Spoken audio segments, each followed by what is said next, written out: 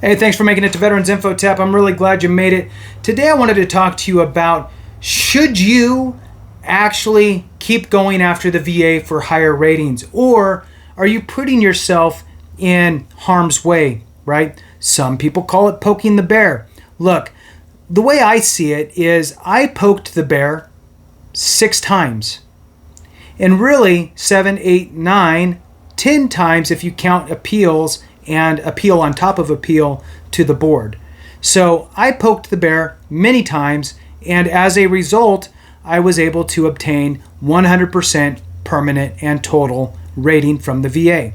So now comes the question, should you go after the VA?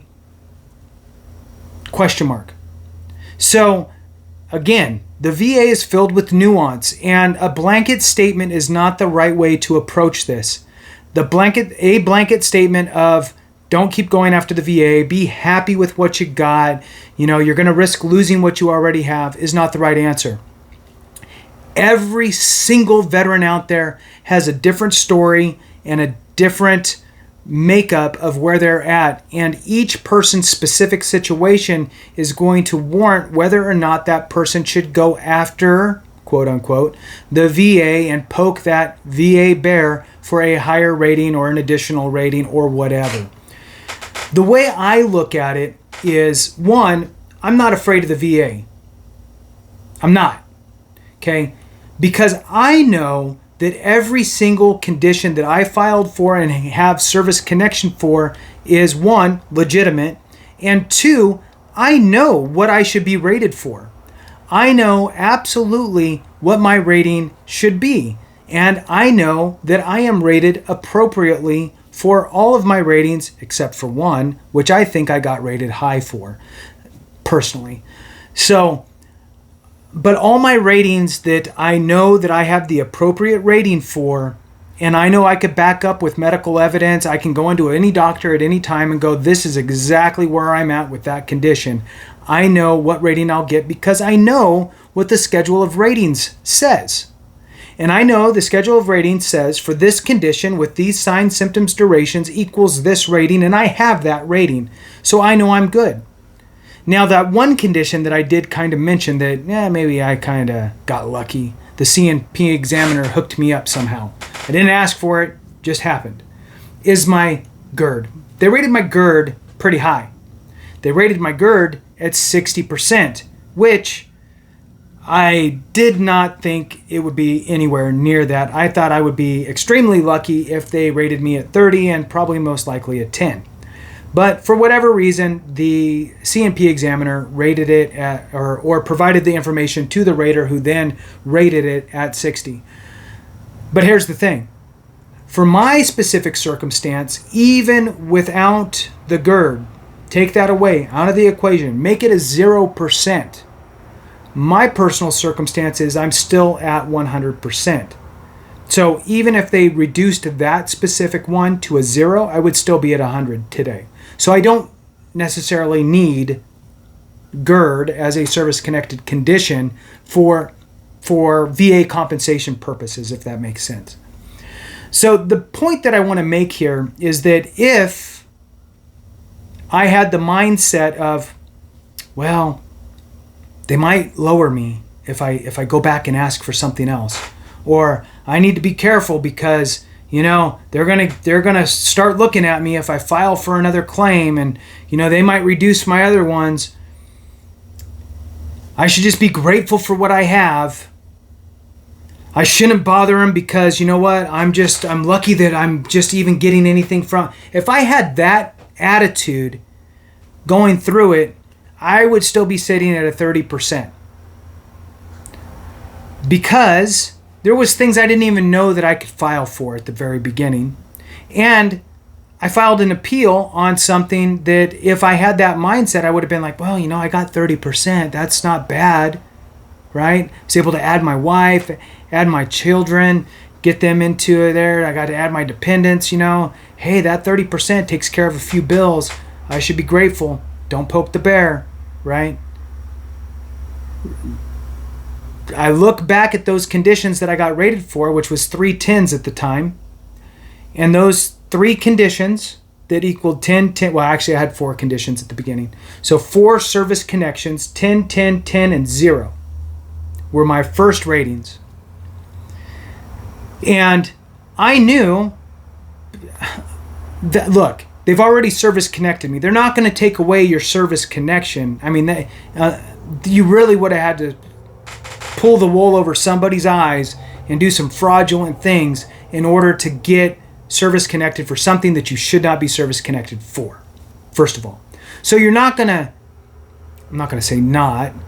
It's going to be really hard to lose service connection for something. So if you have a 0, which is the lowest for that specific, it's the lowest in any circumstance, and 10s, I believe, were the lowest for the other ones, right? So every condition has a different set of percentages. And if you're rated the lowest rating in there, the VA is going to leave you alone about that condition.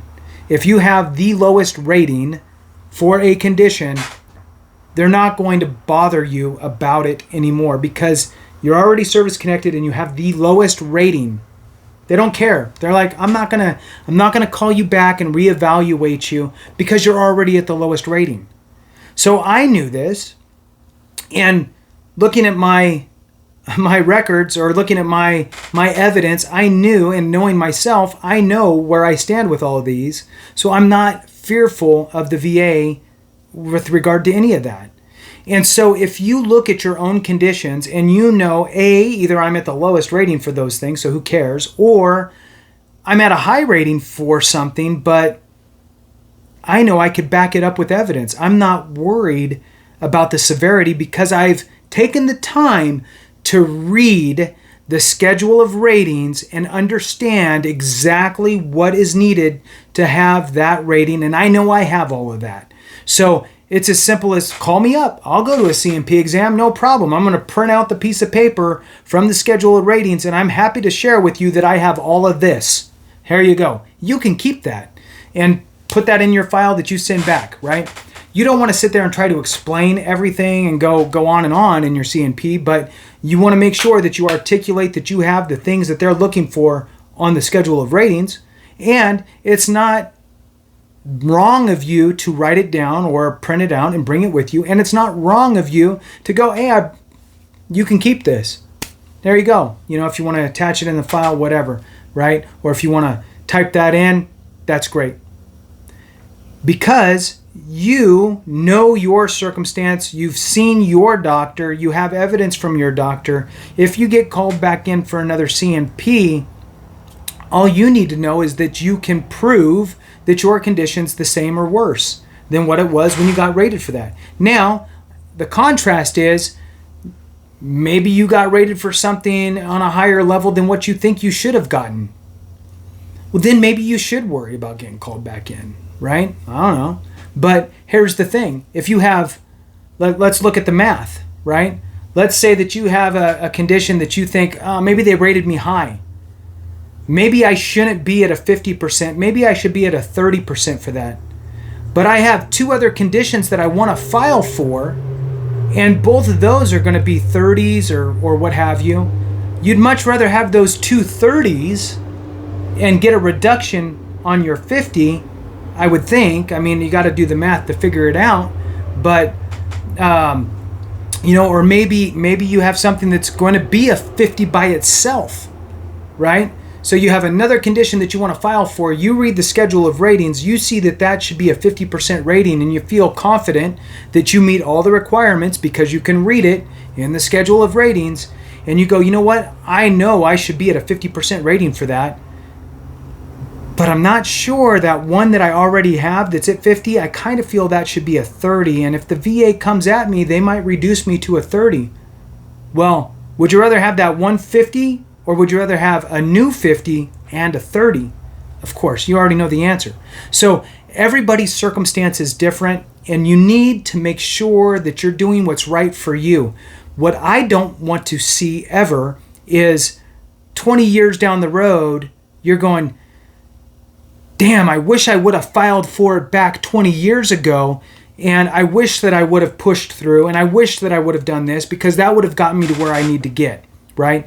So all I'm saying is that there's a lot of nuance. There's a lot of, everybody's story's different. Everybody's circumstances different. Everybody's VA claim of conditions and that whole ball of wax and how it all adds up is all different. It's a very personal thing. And you need to take it upon yourself to really self-analyze, read the schedule of ratings, know where you're at, know what conditions you have that you don't need to worry about them. You don't need to worry even if the VA called you in for a CNP to reevaluate you. You need to be feeling confident in your conditions. And if you do feel confident in your conditions, then you should be moving forward if you're not already at 100%, in my opinion. This is just all my opinion, right? I did it myself, right? Like I said, I think mine started off at, I know it started off at 30. Started off at 30. Then I think I got it to from 30 to 70. Then I think I actually went 80, 90, 100 in kind of that fashion to finally. And then I went from 100 as just total to then petitioning the VA for 100% permanent and total. So if you know your story, your situation, your personal VA journey and your ailments and your conditions, and you read the schedule of ratings and you know where you stand, then you need to make an educated decision on whether or not you should push forward. And more often than not, in my belief, more often than not, you're going to be fine pushing forward, even if the VA goes, hey, we want to see you again for that condition. I think more often than not, you're going to be fine. So I don't want people to sit there and go, I just need to be grateful for what I got. I have these other service connectable conditions over here, but I don't want to file them because I'm already at 70%, and I don't want to rock the boat, because I have these other service BS. You have these other service connected conditions. You need to get them rated by the VA. That's what they're freaking there for. That's how I see it. So just know where you're at. Know if you have a good place where you're at and you're solid. You have a solid footing with your current conditions. And if you do, then push forward. Again, my opinion, but I just thought I'd share it with you guys. I hope you have a good one. Stay safe out there. I appreciate each and every one of you, everything that you guys have done in your service, both in and out for veterans. Simply hitting the thumbs up helps to share the word, and I really appreciate everybody. So thank you guys so much. I appreciate it. Have a great one, and remember, if we don't take care of each other, something went wrong.